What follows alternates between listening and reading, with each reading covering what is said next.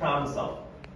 It'll actually decrease if we have subluxations. Now, why is that? Earlier I said that we're movement animals, right? We're movement beings. So if we're moving, right, we're sending signal to the brain. It's like exercise for the brain.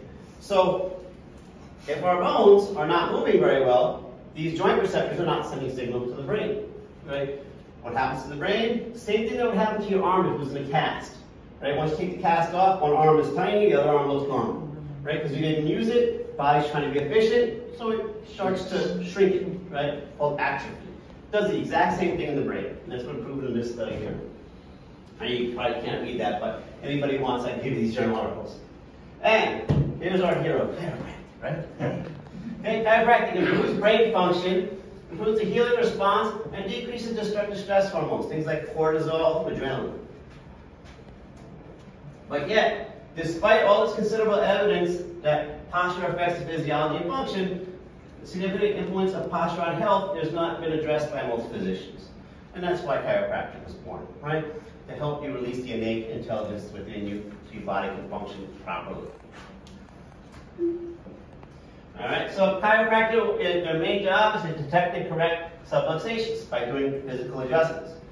We'd actually feel the bones not moving, and we push them in a better position. You usually hear a crack or pop type noise. People kind of like it because it feels good. Muscles instantly relax, right, and the body starts to function properly. Now, chiropractic, not just a fad, right?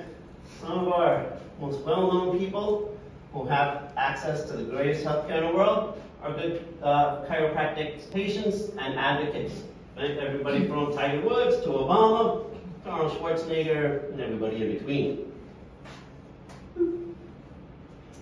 So, chiropractic, right? It's not a silver bullet, just like nothing is, right? Sometimes people are like, oh, what's the best vitamin? The best vitamin is when you're deficient, right? You need everything, right? And chiropractic should be part of a lifestyle, right? Just like going to the dentist to get your teeth cleaned is part of a healthy lifestyle. Like exercise should be, like good mental, emotional thought could be, good community, right? This is all what makes us healthy, right? And chiropractic is part of that. And I leave you with this, right? You can have 100 problems in your life until you have a serious health problem, and you only have one problem, right?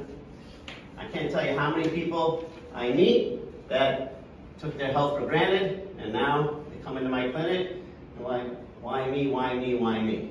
Right? And when I ask them about what they did for their health, no, nothing, right? Because they just assumed it would be there.